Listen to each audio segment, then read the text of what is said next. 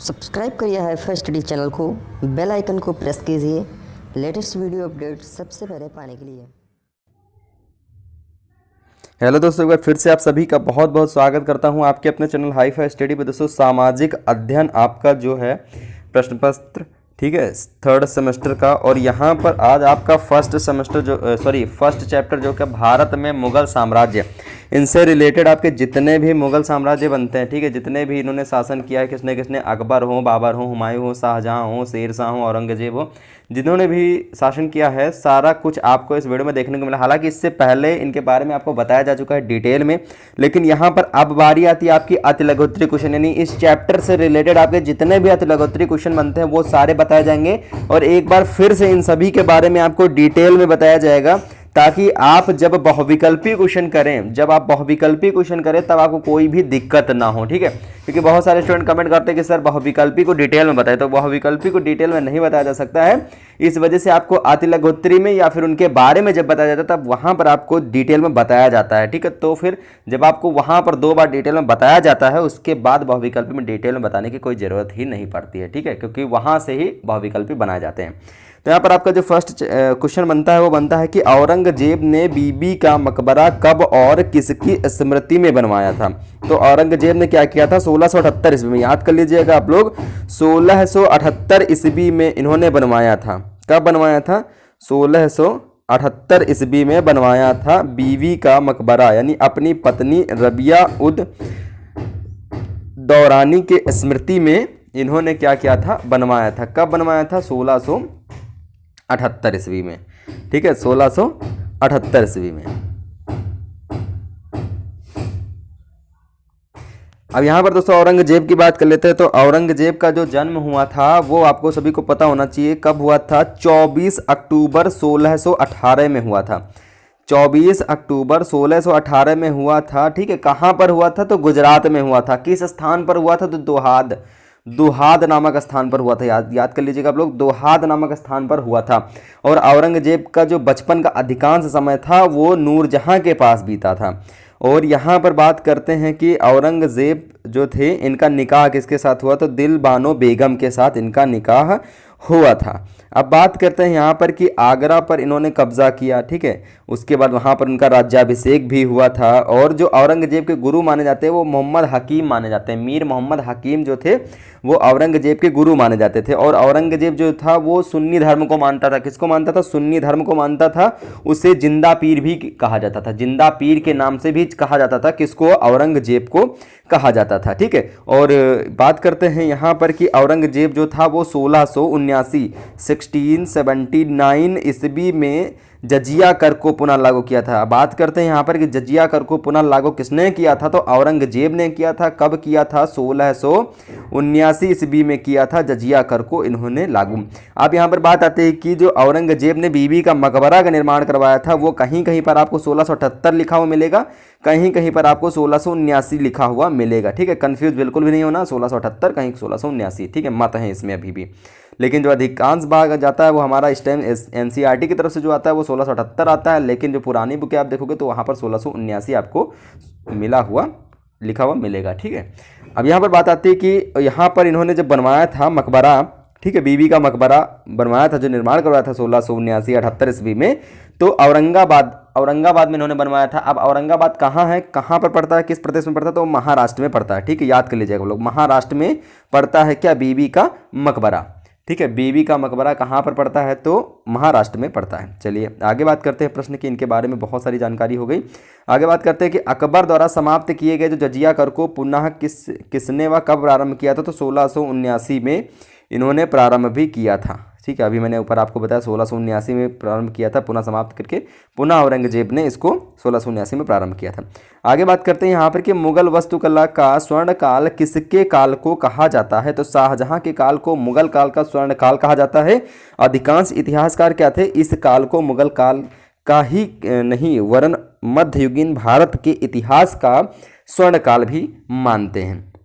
आगे बात करते हैं यहाँ पर कि जो हुआ था घाघरा का युद्ध जो हुआ था, घाघरा का युद्ध आप सभी को पता होना चाहिए भैया कब हुआ था, तो पता होना चाहिए। इसके ऊपर मैंने बहुत ही छोटी सी वीडियो बनाई थी ट्रिक्स के माध्यम से, ठीक है। सेकंड सेमेस्टर में इतिहास ट्रिक के माध्यम से अगर वो वीडियो नहीं देखा है तो मैंने अभी रिसेंटली उसको टेलीग्राम पे अपलोड किया है, आप लोग जाके वहाँ पर देख भी सकते हो। ठीक है।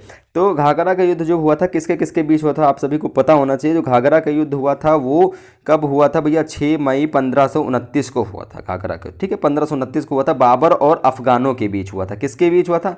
बाबर और अफगानों के बीच हुआ था। यह मध्यकाल का पहला युद्ध था जो जल और थल दोनों में लड़ा गया था। ये भी क्वेश्चन आपका बहुत इंपॉर्टेंट बनता है। और यह बाबर द्वारा लड़ी गई अंतिम लड़ाई भी थी। उसके बाद 1530 में क्या हुआ था? बाबर की मृत्यु हो गई थी। घाघर के युद्ध के बाद ही बाबर की मृत्यु हो गई थी। कब हुई थी? 1530 ईस्वी में। याद कर लीजिएगा आप लोग की भी। इसकी ट्रिक्स मैंने आपको बताया था कि 26 में पानी पिया, 27 में खाना खाया, 28 में चल दिया, 29 में घर गया और 30 में मर गया। कहने का मतलब यहाँ पर यह है कि 26 में पानी पिया, यानी पानीपत का जो युद्ध हुआ था वो 1526 में हुआ था। उसके बाद 27 में खाना खाया। खाना खाया का मतलब खानवा का युद्ध जो हुआ था वो 1527 में हुआ था। चंदेरी का युद्ध, यानी 27 में खाना खाया, 28 में चल दिया। चा से चंदेरी, चंदेरी का युद्ध 1528 में हुआ था। और चलने के बाद 29 को वो घर गया, यानी 29 में क्या हुआ था? घग्घर का युद्ध हुआ था।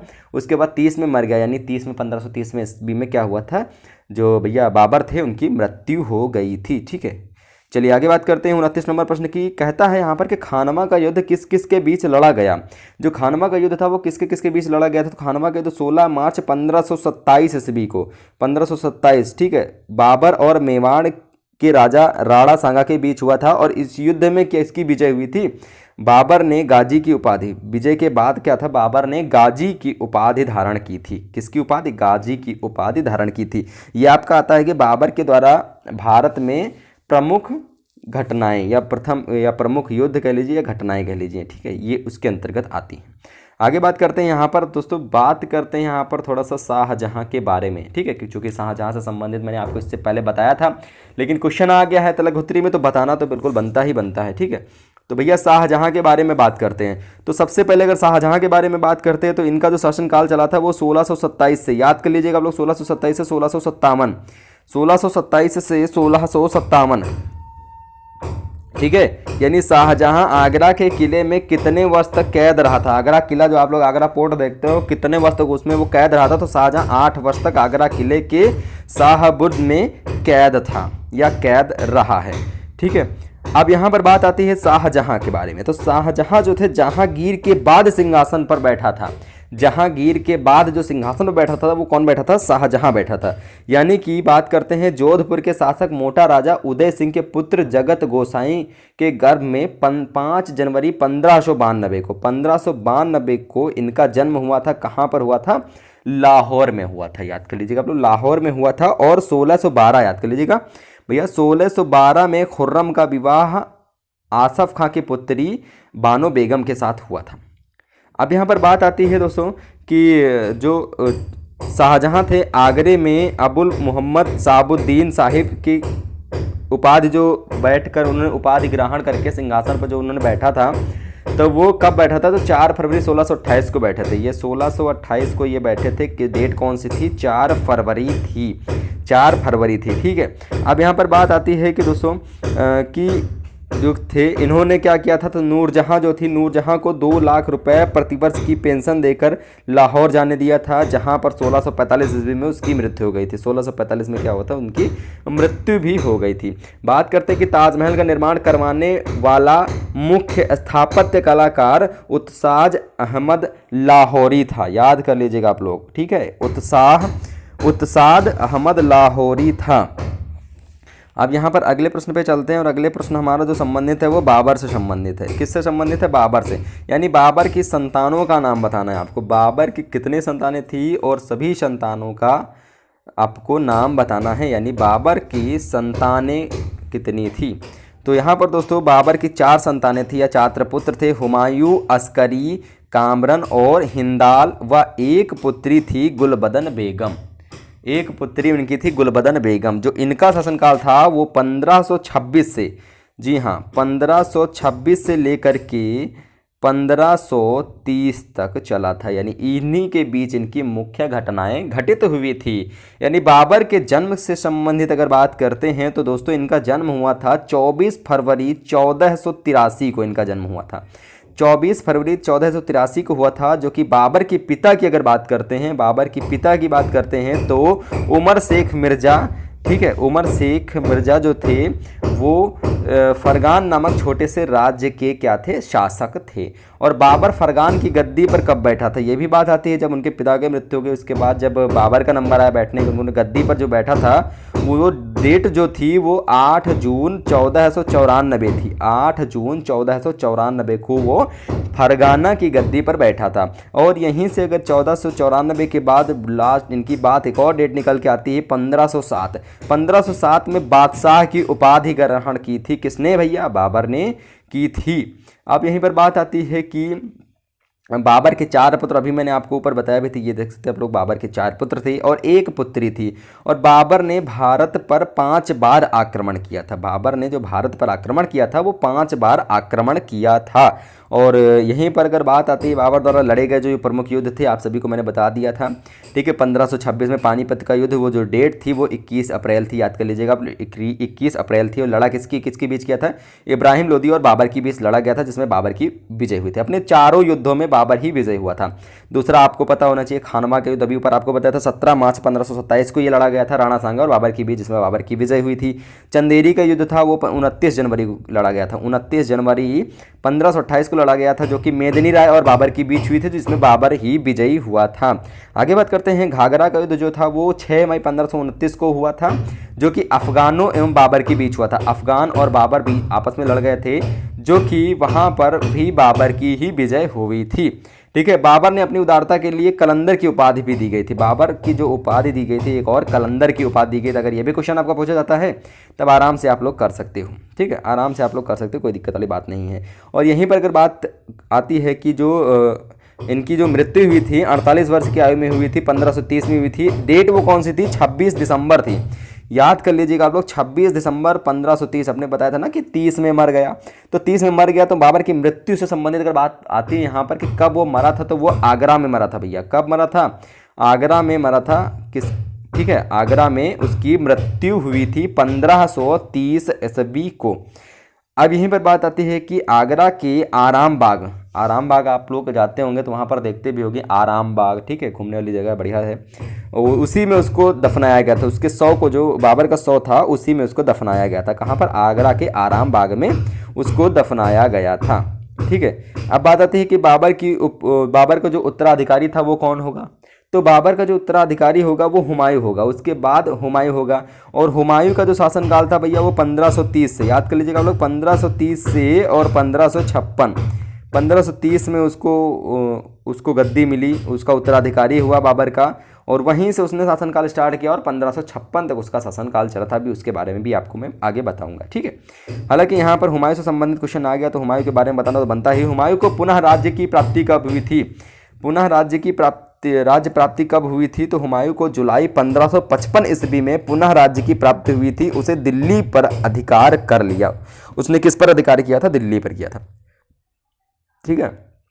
अब यहीं पर बात आती है दोस्तों कि नसरुद्दीन हुमायूं जो थे, इनका पूरा नाम था, ये 29 दिसंबर 1530 को आगरा में 23 वर्ष की अवस्था में सिंहासन पर बैठे थे। गद्दी पर बैठने के बाद क्या हुआ था कि हुमायूं बदखसा का सूबेदार था। कहाँ का सूबेदार, बदखसा का सूबेदार था। ये क्वेश्चन भी आपको सेकंड सेमेस्टर में काफ़ी बार आपको बताया भी गया। इतना डिटेल से आपको बताया जा रहा है तो निश्चित रूप से आपका जो इससे संबंधित बहुविकल्पी क्वेश्चन जब मैं आपको कराऊंगा तब वहाँ पर कोई किसी के मुँह से ये नहीं निकलना चाहिए कि सर ये क्वेश्चन डिटेल में नहीं बताया गया या फिर ये क्वेश्चन नहीं बताया गया है, ठीक है, ऐसा बिल्कुल भी नहीं निकलना चाहिए।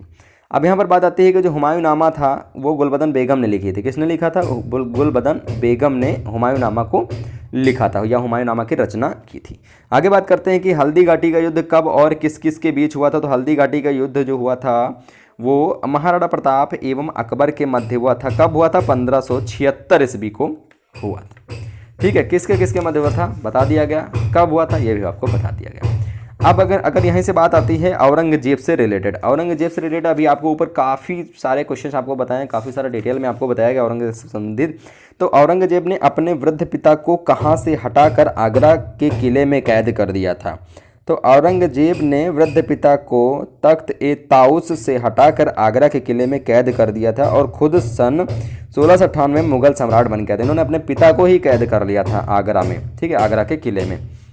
अब यहीं पर बात आती है कि औरंगजेब का पूरा नाम बताना है आपको। तो औरंगजेब का पूरा नाम अब्दुल मुजफ्फर मोहिउद्दीन मोहम्मद औरंगजेब आलमगीर था। आगे बात करते हैं प्रश्न की 36 नंबर की, जो कि सतनामियों का विद्रोह कब हुआ। तो सतनामियों का विद्रोह 1672 ईस्वी में एक मुगल सैनिक एवं सतनामी साधु के झगड़े से प्रारंभ हुई थी। ठीक है, अब यहीं पर आगे बात करते हैं प्रश्न की जहांगीर की कृति का नाम बताना है आपको। जहांगीर की कृति का आपको नाम बताना है। अब जब जहांगीर से संबंधित भैया आ ही गया है तो इससे संबंधित आपके थोड़े बहुत और क्वेश्चन बता दिए जाएं। तो जहांगीर की कृति जो था तुजुक ए जहांगीरी यानी जहांगीर की कृति थी, जो उसकी साहित्यिक योग्यता का प्रमाण है। जहांगीर जो थे उनकी जो शासनकाल था वो 1605 से लेकर के 1627 तक इनका जो शासनकाल था वो चला था। अकबर का उत्तराधिकारी सलीम हुआ। अकबर का उत्तराधिकारी सलीम हुआ था, जो 24 अक्टूबर 1605 को नसरुद्दीन मोहम्मद जहांगीर बादशाह यानी गाजी की उपाधि धारण की थी इन्होंने। अब यहीं पर बात आती है कि जहांगीर का जन्म कब हुआ था। तो 30 अगस्त, याद कर लीजिएगा आप लोग, 30 अगस्त, या नोट डाउन करना है तो नोट डाउन कर लीजिएगा, क्योंकि इससे संबंधित पीडीएफ तो आपको प्रोवाइड करनी, जो ये पीडीएफ में इसमें से ये सब लिखा हुआ ये प्रोवाइड कर दूंगा। बाकी जो मैं अपने पास से बता रहा हूँ तो ये तो प्रोवाइड कर नहीं सकता हूँ। ठीक है, तो यहाँ पर बात आती है कि जो जहांगीर का जन्म हुआ था वो 30 अगस्त 1569 ईस्वी को हुआ था। ठीक है, 30 अगस्त 1569 ईस्वी को हुआ था। और अकबर ने अपने पुत्र का नाम सलीम सूफी संत शेख सलीम चिश्ती के नाम से पर रखा हुआ था। ठीक है, अब यहीं पर बात आती है दोस्तों कि जो जहांगीर थे, जहांगीर ने गियास बेग को शाही दीवान बनाया था एवं इतमाद उद दौला की भी उपाधि इन्होंने ग्रहण की थी या प्राप्त की थी। अब बात आती है यहाँ पर कि जहांगीर का मकबरा जो था, जहांगीर का मकबरा आप लोगों ने नाम सुना होगा। ठीक है, उसका निर्माण किसने करवाया था। तो नूरजहां ने उसका निर्माण भी करवाया था। अब यहाँ पर बात आती है शाहजहां के चारों पुत्रों के नाम बताना आप लोग, शाहजहां के चारों पुत्रों के। अब यहाँ पर बात आती है शाहजहां से रिलेटेड, तो इससे रिलेटेड मैं आपको बता दूं कि जो इनका शासनकाल था वो 1627 से 1657 के मध्य था इनका शासनकाल। तो शाहजहां के चारों पुत्रों का नाम क्या था। एक का नाम दारा सिकोह था, दूसरा था शाह शुजा था, औरंगजेब था और मुराद बख्श था। ये इनके 4 पुत्र थे। और शाहजहां जो था वो जहांगीर के बाद शासन यानी सिंहासन पर बैठा था। ठीक है, शाहजहां जहांगीर के मृत्यु के बाद, ठीक है, उसके सिंहासन पर बैठा था। कब से बैठा था, जब भैया जहांगीर की मृत्यु हो गई थी 1627 में, उसी के बाद 1627 में शाहजहां इसकी गद्दी पर बैठ गया था। ठीक है, चलिए आगे बात करते हैं यहाँ पर प्रश्न की, जो कि यहाँ पर दिया गया है कि भारत में मुगल वंश की नींव किस शासक द्वारा डाली गई। ये 2016 में क्वेश्चन पूछा गया, वेरी वेरी मोस्ट इंपॉर्टेंट है। तो भारत में मुगल वंश की नींव बाबर द्वारा डाली गई। 1526 ईस्वी में बाबर तथा इब्राहिम लोदी के बीच पानीपत का प्रथम युद्ध हुआ, जिसमें बाबर की विजय हुई थी। ठीक है, आगे बात करते हैं यहाँ पर कि चौसा का युद्ध किसके किसके मध्य हुआ या किनके मध्य हुआ था। ये भी 2016 में आपका क्वेश्चन पूछा गया है। तो चौसा का युद्ध 1543 ईस्वी को हुमायूं एवं शेर खां के बीच गंगा नदी के तट पर स्थित चौसा नामक स्थान पर हुआ था। उसके बाद यहाँ पर बात आती है कि मनसबदारी प्रथा का प्रचलन किस काल में तथा किसके द्वारा हुआ था। अभी ऊपर आपको बताया भी गया था, अकबर के काल में हुआ था। 2018 में पूछा भी गया है। मनसबदारी प्रथा का प्रचलन मुगल काल के में अकबर ने 1575 ईस्वी में किया था। आगे बात करते हैं यहाँ पर कि शेर शाह के बचपन का नाम क्या था। 2016 में भी पूछा गया। तो शेर शाह का बचपन का नाम जो था वो फरीद खां था। अकबर के कार्यकाल में आमिल का क्या कार्य था, 2016 में पूछा भी गया है, बीटीसी। यहीं पर बात आती है दोस्तों कि अकबर के कार्यकाल में आमिल परगने का वित्त अधिकारी था। वह किसानों से लगान वसूल करता था। जहांगीर द्वारा लिखी गई आत्मकथा का निर्माण या आत्मकथा का नाम क्या था, 2016 में भी पूछा गया है। तो जहांगीर द्वारा लिखी गई आत्मकथा तुजुक ए जहांगीरी, अभी पर आपको बताया भी गया था। ठीक है, जहांगीर की एक पुस्तक थी तुजुक ए जहांगीरी, इन्होंने आत्मकथा लिखी थी। पूरा करने का श्रेय किसको जाता है, मोतबिंद खां को जाता है। यानी इन्होंने मतलब योग्यता का प्रमाण दिया था इन्होंने, लेकिन इसको जो पूरा किया था वो किसने पूरा किया था, वो मोतबिंद खां ने पूरा किया था। इसको याद कर लीजिएगा, ये भी इंपॉर्टेंट पॉइंट है आप सभी के लिए। अब यहाँ पर आगे बात आती है दोस्तों, आगे प्रश्न जो हमारा बनता है वो बनता है 45 नंबर। क्या बनता है कि दीवाने खास तथा दीवाने आम किस शासक द्वारा बनाए गए थे। तो ये बनाए गए थे शाहजहां के द्वारा बनाए गए थे। ठीक है, शाहजहां के द्वारा बनाए गए थे दीवाने खास और दीवाने आम। ये किसके द्वारा बनाए गए थे, शाहजहां के द्वारा बनाए गए थे। ठीक है, अब यहीं पर अगले प्रश्न की बात कर लेते हैं कि बाबर के पुत्रों के नाम लिखे। 2017 में पूछा गया, हुमायूं, अस्करी, हिंदाल और कामरान। ये भी आपको बताया भी गया था भैया। आगे बात करते हैं 47 नंबर की, हुमायूं की असफलता के 2 कारण लिखना है आपको। हुमायूं के कौन कौन सी असफलताएं, 2 ऐसे कारण थे जिसकी वजह से वो असफल हुआ था। तो 2 कारण में से पहला कारण जो था वो था हुमायूं राजनीति दांव पेचों को समझने में कुशल नहीं था, राजनीति को समझने में बिल्कुल भी कुशल नहीं था। दूसरा था हुमायूं अफीम की लती था, यानी अफीम ज़्यादा खाता था, अफीम ज़्यादा पीता था, ये खाता था। अभी हमारे बात आती है कि हुमायूं आर्थिक व्यवस्था पर नियंत्रण नहीं था, आर्थिक व्यवस्था मतलब खर्च वो ज़्यादा करता था। आगे बात करते हैं 48 नंबर की, जहांगीर द्वारा विजित 4 राज्यों के नाम लिखिए। 2017 में भी पूछा गया बीटीसी। पहला हो जाएगा मेवाड़, अहमदनगर, खर्दा जो कि उड़ीसा में है, और कांगड़ा। आगे बात करते हैं 49 नंबर प्रश्न की। 49 नंबर प्रश्न हमारा कह रहा है दोस्तों कि औरंगजेब ने दक्षिण भारत में किन राज्यों पर आक्रमण किया था। औरंगजेब ने दक्षिण भारत के किन राज्यों पर उसने आक्रमण किया था, ठीक है, आपको बताना है। तो यहाँ पर हो जाएगा, पहला हो जाएगा बीजापुर, दूसरा हो जाएगा गोलकुंडा। पहला हो जाएगा बीजापुर, दूसरा हो जाएगा गोलकुंडा। और इससे संबंधित एक इंपॉर्टेंट बात आपको सभी को बता दूं, तो जो औरंगजेब था, औरंगजेब के शासनकाल में मुगल सेना में सर्वाधिक हिंदू सेनापति थे। औरंगजेब के शासनकाल की बात यहाँ पर की गई, ठीक है, औरंगजेब की, ये इंपॉर्टेंट है, इसको तो आप लोग नोट ही कर लीजिएगा। तो दोस्तों ये थे आप सभी के वेरी वेरी मोस्ट इंपोर्टेंट अतिलघुत्तरीय क्वेश्चन। आशा करते हैं आपको थोड़ा सा एक्स्ट्रा इसमें देखने को मिला होगा। और इन्हीं से संबंधित आपकी जो अतिलघुत्तरीय क्वेश्चन, बहुविकल्पीय क्वेश्चन, इनसे डिटेल में तो आपको पहले वीडियो में बताया गया था, जो बहुत पहले आया था वीडियो। और अब ये वीडियो में आपको बताया गया है पहला चैप्टर के जितने भी अतिलघुत्तरीय क्वेश्चन बनते थे वो सारे कंप्लीट कर दिए गए हैं। अब आपकी इसके बाद जो नेक्स्ट वीडियो होगा वो उसमें हम आशा करेंगे आप सभी से कि आप सभी कितना अच्छा आंसर देते हैं, कितना सटीक और कितना सही आंसर देते हैं, ठीक है। उसमें किसी को यह नहीं होना चाहिए कि सर आपने डिटेल में नहीं बताया है और आप बहुविकल्पी डिटेल में बता दीजिए, क्योंकि बहुविकल्पी जो था, जो क्वेश्चन होते हैं वो मैं आपसे क्वेश्चन करता हूँ, ना कि मैं उसका आंसर देता हूँ। जब आप नहीं बता पाते तब उसका मैं आंसर देता हूँ, ठीक है। तो जिन्होंने इस वीडियो को नहीं देखा है, जिन्होंने इस वीडियो को आधा देखा या कम देखा है, तो आई थिंक जिन्होंने इस वीडियो को तैयार नहीं किया है तो वह बिल्कुल भी उस टेस्ट में नहीं आएंगे, क्योंकि टेस्ट में तभी आएंगे, उस बहुविकल्पी के जो बहुविकल्पी क्वेश्चन होंगे उसमें तभी आएंगे जब आप वेल एंड प्रिपेयर होके आएंगे, ठीक है। तो आशा करते हैं वीडियो पसंद आया होगा। वीडियो को ज़्यादा से ज़्यादा आप लोग शेयर करना है इस वीडियो को। मिलते हैं नेक्स्ट वीडियो के साथ, तब तक के लिए जय हिंद, जय भारत, वंदे मातरम।